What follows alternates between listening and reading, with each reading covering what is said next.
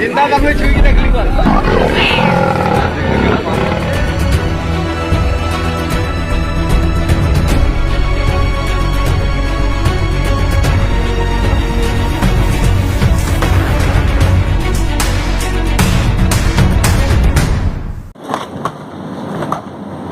So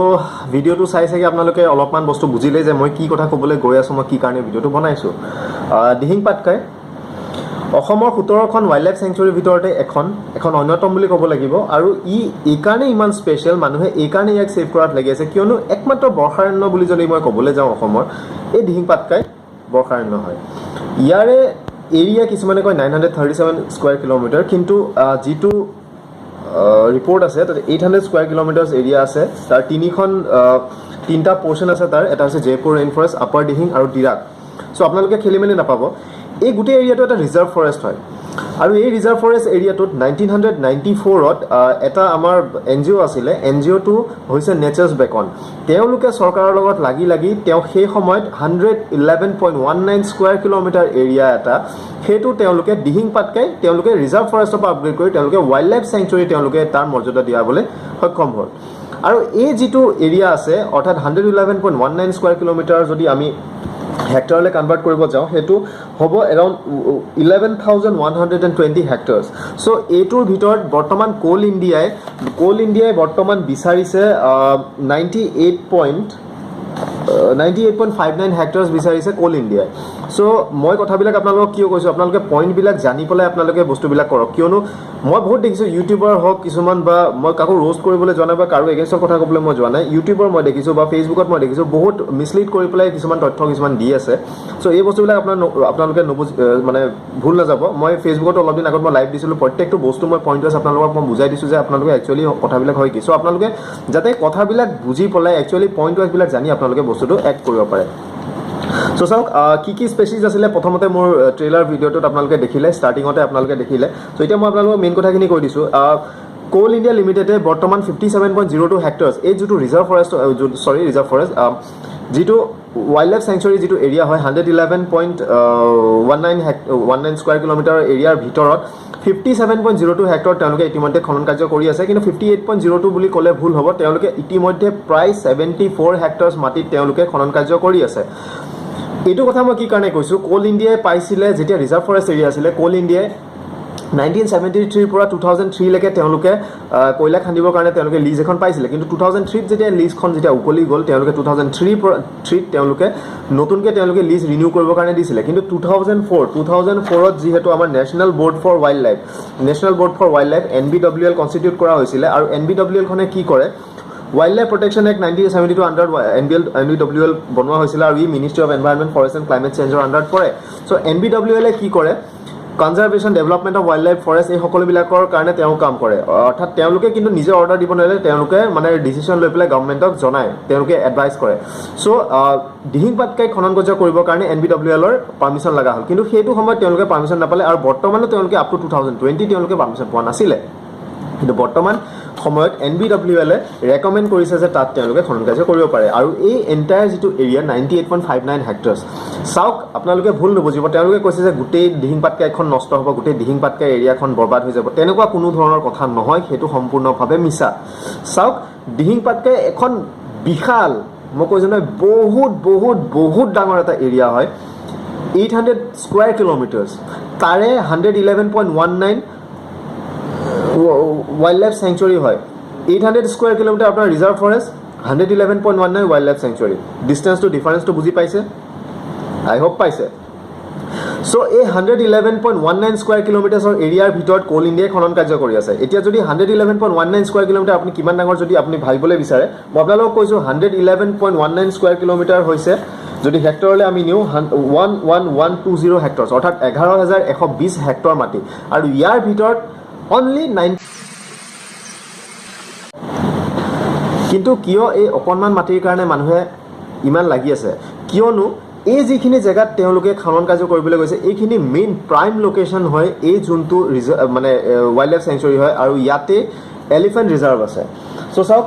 এই যিখিনি জেগাত তেওঁলোকে খনন কাৰ্য কৰিছে সেইখিনিৰ কাৰণেহে মানুহৰ কিন্তু খং উঠিছে কিন্তু কিয়নো কোল আমাকো দৰকাৰ হয় সকলো প্ৰগ্ৰেছৰ কাৰণেও দৰকাৰ কিন্তু সব বস্তু চাই চিটি চালি জাৰি চাই পেলাই এটা প্ৰজেক্ট এপ্ৰুভ কৰিব লাগে চাওক যিখিনি জেগাত কৰিছে সেইখিনি চেলেকি হয় চেলেকি জেগাখিনি হৈছে দিহিং পাটকা এলিফেণ্ট ৰিজাৰ্ভৰ এৰিয়া হয় আৰু চাওক তাৰ লগতে এডজইনিং এৰিয়া আছে অৰুণাচলৰ দেওমালী এলিফেণ্ট ৰিজাৰ্ভ সো এই এৰিয়াটো এলিফেণ্ট কৰিডৰ হয় আৰু তাতে আপোনালোকৰ বহুত মানে ৰেয়াৰ স্পেচিছ কিছুমান আছে সো আপোনালোকে নিজে ভাবক ৰিজাৰ্ভ ফৰেষ্টখন আছে তাৰ মাজতে ৱাইল্ড লাইফ চেঞ্চুৰী ডিক্লেয়াৰ কৰিছে আৰু ৱাইল্ড লাইফ চেঞ্চুৰীখিনি হৈছে প্ৰটেক্টেড এৰিয়া চাওক প্ৰটেক্টেড এৰিয়াৰ এটাৰ 10 কিলোমিটাৰৰ ওচৰে পাজৰে কোনেও কিন্তু কোনো ধৰণৰ খনন কাৰ্য কৰিব নোৱাৰে খনন কাৰ্য বুলি নহয় যিকোনো ধৰণৰ প্ৰজেক্ট কোনেও কৰিব নোৱাৰে আৰু এই 10 কিলোমিটাৰ ভিতৰত যদি প্ৰজেক্ট কৰিব লগা হয় তেতিয়া NBWLৰ ষ্টেণ্ডিং কমিটিৰ মানে ক্লিয়াৰেন্স লাগিব আৰু ষ্টেণ্ডিং কমিটিখন চেয়াৰ কৰে minister of environment and climate change আৰু NBWL চেয়াৰ কৰে প্ৰাইম মিনিষ্টাৰে সো কথাটো হয় তেনেকুৱা এতিয়া বৰ্তমানটো কি হৈছে এই জেগাখিনিত যদি তেওঁলোকে দিয়ে তেওঁলোকে এটা কথা কৈছে যে এৰাউণ্ড 57 to 60 হেক্টৰ এটা অপেন মাইনিং হ'ব মানে গছ কাটি মেলি যিটো মাইনিং কৰে সেইটো হ'ব আৰু বাকী যিখিনি এৰিয়া ৰিমেইনিং আছে ধৰি লওক 38 পইণ্ট সামথিং বা 40 হেক্টৰ যিখিনি মাটি আছে সেইখিনি আণ্ডাৰগ্ৰাউণ্ড মাইনিং হ'ব অৰ্থাৎ ওপৰত গছ থাকিব কিন্তু তলত তেওঁলোকে কয়লা খনি কৰিবলৈ তেওঁলোকে খান্দিব সো কথাটো কি হৈছে এটা গ্ৰেট ইকলজিকেল ইম্বেলেঞ্চ আহিছে সো এইখিনি কথা মাজতে মই আপোনালোকক আমাৰ যাদৱ পায়ংদেৱে কি কথাখিনি কৈছিলে সেই কথাখিনি আপোনালোকক দেখাওঁ আপোনালোকে বস্তুখিনি চাই লওক দিহিং পাটকাৰ বৰষাণ্যত যি এতিয়া কয়লা খনি খনন কাৰ্য ভাৰত চৰকাৰ ষ্টেট গভৰ্ণমেণ্টে ডিচিশ্যনটো লৈছে সেইটো যাতে সেই খনন কাৰ্যটো উত্তৰ পূৰ্বাঞ্চলৰে আমাৰ জৈৱ বৈচিত্ৰ্যৰে ভৰা সেই ঠাইখনত কোনো কাৰণত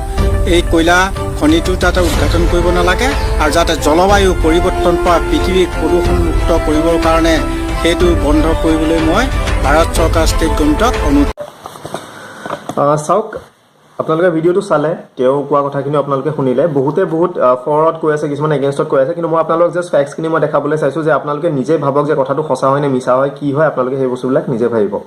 চাওক প্ৰথমতে যদি মই আকৌ ক'বলৈ যাওঁ এই যে যোনটো NBWLে ৰেকমেণ্ড কৰিছে বুলি কৈছে চ' চাওক NBWLৰ মিটিং হৈছিলে এপ্ৰিলৰ 7 তাৰিখে আৰু এপ্ৰিলৰ 7 তাৰিখত হওঁতে তেওঁলোকে কোল মাইনিং প্ৰপ'জ কৰিছিলে দিহিং পাটকা এলিফেণ্ট ৰিজাৰ্ভৰ ভিতৰত আৰু তেওঁলোকে নামদাফা যিটো টাইগাৰ ৰিজাৰ্ভ আছে অৰুণাচল প্ৰদেশত সেই একেখন মিটিঙতে তেওঁলোকে তাৰ ভিতৰত এটা ৰাস্তা বনোৱাৰ মানে ৰাস্তা এটা মেইনটেনেন্স ৱৰ্ক প্ৰপ'জ কৰিছিলে কিন্তু চাওক যিহেতু মই আপোনালোকক কৈছোঁ যে যিকোনো এখন প্ৰটেক্টেড এৰিয়াৰ 10 কিলোমিটাৰ ভিতৰত যদি তেওঁলোকে কিবা বনাব লাগে বা কিবা প্ৰজেক্ট কৰিব লাগে NBWL নহ'ব NBWLৰ ষ্টেণ্ডিং কমিটি যিখন চেয়াৰ কৰে মিনিষ্টাৰ অফ এনভাইৰনমেণ্টে তেওঁৰ পৰা ৰিকমেণ্ডেশ্যন লাগিব চ' এপ্ৰিলৰ 17 তাৰিখে 7 তাৰিখে NBWLৰ মিটিং হৈছিলে এপ্ৰিলৰ 17 তাৰিখে ষ্টেণ্ডিং কমিটিৰ মিটিং হৈছিলে যিখন প্ৰকাশ জাভ্ৰেকাৰ দেৱে চেয়াৰ কৰিছিলে আৰু সেই মিটিংখন ভিডিঅ' কনফাৰেন্সিঙৰ যোগেদি হৈছিলে আৰু তাতে NBWLে যিটো কৈছিলে সেই একেমৰ্মে তেওঁলোকে তাতে প্ৰপ'জ কৰিলে মানে কোল মাইনিং কৰিবলৈ দিব বুলি সো চাওক এতিয়া বস্তুটো কি হৈছে বস্তুটো আমি ভালকৈ জানিব লাগিব যে কথাবিলাক একচুৱেলি হয় কি সো চাওক এতিয়া যিখিনি জেগাত কোল মাইনিং কৰিছে সেই জেগাখিনি এলিফেণ্ট ৰিজাৰ্ভ এৰিয়াৰ ভিতৰত পৰে বুলি কৈছে কিন্তু আমি দেখিছোঁ তাতে ইলিগেল মাইনিঙো বহুত আগতেও হৈছিলে এতিয়া সময়ে সময়ে নেশ্যনেল মিডিয়া হওক বা আমাৰ ষ্টেট মিডিয়া হওক বহুতেও কভাৰো কৰিছে নিউজ পেপাৰতো ওলাইছে চ' বেচিকেলি বস্তুটো কি হৈছে এতিয়া গ্ৰাউণ্ড ৰিপৰ্ট এটা যেতিয়ালৈকে গভৰ্ণমেণ্টৰ ফালৰ পৰা নহয় আৰু মাননীয় মুখ্যমন্ত্ৰী শ্ৰীযুত সৰ্বানন্দ সোণোৱাল ডাঙৰীয়াও এটা ৰিপৰ্ট দিবলৈ কৈছে চ' সেইখিনি আহিলেও তাৰ আগতে আমি কিবা বেছিকৈ কৈ থকাটো ভুল হ'ব কিন্তু যিবিলাক এৰিয়া প্ৰটেক্টেড এৰিয়া হয় সেইবিলাকক যাতে এনেকুৱা বস্তুবিলাকৰ এম্বিটৰ পৰা বাহিৰত থাকে সেইটোৰ কাৰণে আমি মানে নিজে ট্ৰাই কৰিব লাগিব চ' চাওক আৰু দুটামান মই কথা কৈ দিছোঁ যিখিনি কথা কৈছে সেই কথাখিনিৰ ওপৰত আৰু এটা কথা কওঁ যে প্ৰায় 73 হেক্টৰ মাটি তেওঁলোকে ইলিগেলি মাইনিং কৰি আছিলে তেওঁলোকে কৈছিলে যে 2003 চনতে তেওঁলোকে এপ্লাই কৰিছিলে কোল ইণ্ডিয়া ফালৰ পৰা লিজ ৰিনিউ কৰিবলৈ এপ্লাই কৰিছিলে কিন্তু 2012 চনলৈকে তেওঁলোকৰ লিজ কোনো ধৰণৰ ৰিনিউ কৰা নহ'ল গভৰ্ণমেণ্টে গুৰুত্ব নিদিলে তেওঁলোকে 2012ত আকৌ দিছিলে মানে ৰিনিউ কৰিবৰ কাৰণে তাৰপিছত 2013ত গভৰ্ণমেণ্টৰ ফালৰ পৰা অলপমান এক্সপেডিট কৰা হ'ল প্ৰচেছটো কিন্তু তথাপি তেওঁলোকৰ ইমান একো কৰা নহ'ল চ' 2019ত তেওঁলোকে আকৌ মানে এক্সপেডিট কৰিবলৈ প্ৰচেছটো আকৌ তেওঁলোকে আকৌ নতুনকৈ ফ'ল' আপ কৰিলে গভৰ্ণমেণ্টৰ লগত চ' তাৰপিছত গভৰ্ণমেণ্টে তেওঁলোকক যিটো 57 হেক্টৰ তেওঁলোকে অলৰেডি খনন কাৰ্য কৰি আছিলে লিগেলি হওক ইলিগেলি হওক তেওঁলোকক সেইখিনি কৰিবলৈ দিলে কিন্তু বহুত ছেট অফ কণ্ডিশ্যনছ দিছিলে চ' তাৰপিছত তেওঁলোকে কিন্তু বৰ্তমান বিচাৰিছে 98 যিটো মই ক'লোঁ আপোনালোকক যিখিনি হেক্টৰ বিচাৰিছিলে চ' এই ইলিগেলি যে তেতিয়া মাইনিং কৰি আছিলে তাৰ কাৰণে তেওঁলোকক 43.25 crore rupeesৰ এটা ফাইন পেনাল্টি ভৰিবলৈ তিনিচুকীয়া সাব ডিভিজনেল যিটো জুডিচিয়েল মেজিষ্ট্ৰেট আছে চিফ জুডিচিয়েল মেজিষ্ট্ৰেটৰ যিখন কোৰ্ট আছে তাতে ডিএফঅ' ফালৰ পৰা কেছ দিয়া হৈছিলে কিন্তু বৰ্তমানো এপ্ৰিলতো তেওঁলোকৰ ফ'ল' আপ কৰিছিলে কিন্তু তেওঁলোকে এতিয়ালৈকে কোল ইণ্ডিয়া ফালৰ পৰা কোনো ধৰণৰ পইচা পে'মেণ্ট কৰা হোৱা নাই তাৰ লগতে মই আপোনালোকক কওঁ যে যিজন নৰ্থ ইষ্টাৰ্ণ কোলফিল্ডৰ যিজন জেনেৰেল মেনেজাৰ জে.কে. বৰা আছিলে জে.কে. বৰাই তেওঁ কৈছে যে যিখিনি মাটিত তেওঁলোকে মানে খনন কাৰ্য কৰিবলৈ বিচাৰিছে খনন কাৰ্য কৰিবলৈ বিচাৰিছে তাৰ পৰা যিটো এলিফেণ্ট ৰিজাৰ্ভ হয় সেইটো প্ৰায় 20-25 কিলোমিটাৰ আঁতৰত আৰু তেওঁলোকৰ বাকীখিনি যিখিনি তেওঁলোকৰ মাটি তেওঁলোকে যিখিনি খান্দিব বিচাৰিছে সেইখিনিও প্ৰপ'জ মানে ৰিজাৰ্ভ ফৰেষ্ট এৰিয়াৰ মাটিখিনিৰ এম্বিটৰ বাহিৰত হয় চ' গ্ৰাউণ্ড ৰিয়েলিটিটো যেতিয়া ৰিপৰ্ট এটা প্ৰিপেয়াৰ কৰি পেলাই দিব তেতিয়াহে আমি ভালকৈ গম পাম চ' এইটো আছিলে আমাৰ মানুহখিনিৰ কথা আৰু ছেকেণ্ডটো যিজন কোল ইণ্ডিয়াৰ মানুহৰ তেওঁলোকৰ কথা চ' দুইটা বস্তু আপোনালোকক বুজাইছোঁ আপোনালোকে বস্তুবিলাক নিজে ভাবিব নিজে বস্তুখিনি অলপ ৰিচাৰ্চ কৰিব আপোনালোকে চাব কিন্তু চাওক এটা কথা কোনোবাই ফৰত ক'ব পাৰে কোনোবাই এগেইনষ্টত ক'ব পাৰে আপোনালোকে কিন্তু সেই বস্তুবিলাক ধৰি নাথাকিব কাকো বেয়াকৈ নক'ব কোনোবাই বচাব খুজিছে কোনোবাই কিবা কৰিব খুজিছে গ্ৰাউণ্ড ৰিপৰ্টটো ৰিয়েলিটিটো নাজানালৈকে আমি হেৰি কৰিব নোৱাৰোঁ কিন্তু আমি যিমানটো গম পাইছোঁ যে সেইবিলাক জেগাত অলপ প্ৰব্লেমেই হয় এনেকুৱা বস্তুবিলাক ৰিজাৰ্ভ ফৰেষ্টৰ মাজত এইবিলাক প্ৰপ'জেল দিব নালাগে চ' লেটছ হোপ যাতে কোনো ধৰণৰ এক্সটিং বস্তুবিলাক আমাৰ যিবিলাক এণ্ডেঞ্জাৰ স্পেচিছবিলাক তাত আছে বা এনেকুৱা কিছুমান গছ আছে যিবিলাক কোনো আন জেগাত নাপায় ইনফেক্ট হিমালয়াজত নাপায় চ' তেনেকুৱা কিছুমান বস্তু তাত আছে এভাৰগ্ৰীণ ফৰেষ্ট হয় ৰেইন ফৰেষ্ট হয় চ' এইবিলাক এৰিয়া যাতে ডেমেজ নহয় আমাৰ নেচাৰেল ৰিচ'ৰ্চেছবিলাক যাতে ডেমেজ নহয় চ' এটা মানে ইক'লজিকেল বেলেঞ্চ কৰি পেলাই এটা ছাষ্টেইনেবল ডেভেলপমেণ্ট কেনেকৈ কৰিব পৰা যায় সেইটোৰ ওপৰতহে গুৰুত্ব দিব লাগে আৰু সেই হিচাপে আই হোপ গভৰ্ণমেণ্টে কামবিলাক কৰিব আৰু সেই হিচাপতে তেওঁলোকে এটা প্ৰপাৰ ডিচিশ্যন লৈ পেলাই তেওঁলোক আগবাঢ়িব চ' ইমানখিনি কথা আছিলে আৰু শেষত আপোনালোকক এটা মই ভিডিঅ' দেখাব বিচাৰিছোঁ ধুনীয়া এটা ভিডিঅ' বনাইছে আলিশা বুলি আছে এগৰাকী ফেচবুকতে তেওঁ ভিডিঅ'টো আপলোড কৰিছিলে সেই ভিডিঅ'টোৰ সৈতে মই এই ভিডিঅ'টো শেষ কৰিবলৈ বিচাৰিছোঁ চ' আপোনালোকে ভিডিঅ'টো চাওক ভিডিঅ'টো চাই আপোনালোকে কি পালে আপোনালোকে ক'ব পাৰে যদি কথাবিলাক অলপ হ'লেও বুজি পাইছে লাইক কৰিব কমেণ্ট কৰিব শ্বেয়াৰ কৰি পেলাই ছাবস্ক্ৰাইব কৰি বেল আইকনটো দবাই দিব লগৰখিনিকো জনাব যাতে কোনোবাই যদি এই বস্তুবিলাকৰ লৈ পেলাই অলপ খেলি মেলি পাই আছে কোনো মানে কোনোবাই কিবা এটা কৈছে বুলি ভাবি পেলাই নকৰিব মই যিখিনি কথা ক'লোঁ সেইখিনি কথা চালি জাৰি চাই পেলাই আপোনালোকে কথাবিলাক ভাবি পেলাই নিজৰ মতামত দিব হাৱাতে আপোনালোকে যিকোনো কথা নক'ব মই আকৌ ৰিকুৱেষ্ট কৰিছোঁ এইবিলাক কোনো আন্দোলন নহয় এইটো নিজৰ ৰিচ'ৰ্চেছবিলাক বচোৱাৰ কাৰণেহে এটা প্ৰচেষ্টা চ' ইমানখিনিয়ে মই কথা ক'বলৈ গৈছোঁ ইয়াকে কৈ পেলাই আজিলৈ মই ইমানতে সামৰণি মাৰিছোঁ আকৌ যদি কিবা থাকে আপোনালোকলৈ লগ হ'ম আপোনালোকৰ কিবা মানে কুৱেৰিজ থাকিলে আপোনালোকে কমেণ্ট ছেকশ্যনত মোক সুধিব পাৰে চ' এই কথাখিনি সম্পূৰ্ণ মোৰ ব্যক্তিগত কাকো মই পাৰ্চনেলি এটেক কৰিব যোৱা নাই মই জাষ্ট কথাখিনি মই যিবিলাক নিউজ পেপাৰত হওক নিউজ পেপাৰ কাটিঙত হওক বা যিবিলাক ৰিপৰ্ট হওক যিবিলাক মই পাইছোঁ সেই কথাখিনি জাষ্ট আপোনালোকৰ আগত মই দাঙি ধৰিছোঁ কোল ইণ্ডিয়াৰ কথাখিনিও মই কৈছোঁ বা নৰ্মেলি যিখিনি কথা এলিগেশ্যন হৈছে সেইখিনিও কৈছোঁ তেওঁলোকে কি ৰিপৰ্ট দিছে সেইখিনিও মই কৈছোঁ চ' মই বস্তুখিনি আপোনালোকক জাষ্ট মই ক্লিয়াৰ কৰি মই বুজাই দিবলৈহে বিচাৰিছিলোঁ চ' ধন্যবাদ ইমানখিনি আছিলে ক'বলগীয়া এতিয়া ভিডিঅ'টো চাওক আৰু এই ভিডিঅ'টো তাতে শেষ হ'ব ধন্যবাদ Do you know which part of India is known as the Amazon of East? Do you know where is the home for flying fox, barking deer, endangered Assamese macaque, elephants, leopard, jungle cats and whatnot? Do you know a place which is a home for more than 200 bird species? Do you know a beautiful place which consists of various exotic flora species and other important tree species? If you want to know ये जगह कहाँ पे है तो let me tell you दोस्त कि कुछ सालों के बाद या फिर इस पेंडेमिक सिचुएशन से उभरने के बाद भी you won't be able to see this place because इस जगह के साथ ऐसा कुछ होगा कि हमारी नेक्स्ट जनरेशन के लिए ये सिर्फ ज्योग्राफी का एक चैप्टर बन के रह जाएगा. Do you think we can ignore? So it's a big call for us, because we are the one who can bring this revolutionary future. Assam ka Tehing Patkai rainforest. And this rainforest stretches for more than 222 square meter and also the largest stretch of tropical lowland rainforest in India. Do you think this rich forest is going to stay alive without our help? तो इसका answer है no.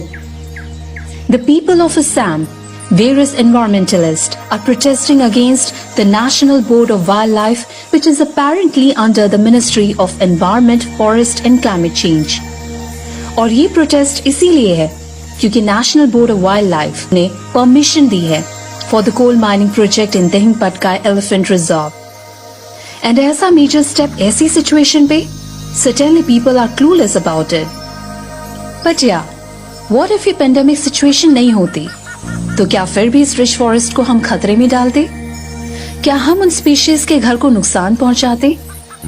If your answer is no, तो let's make a call.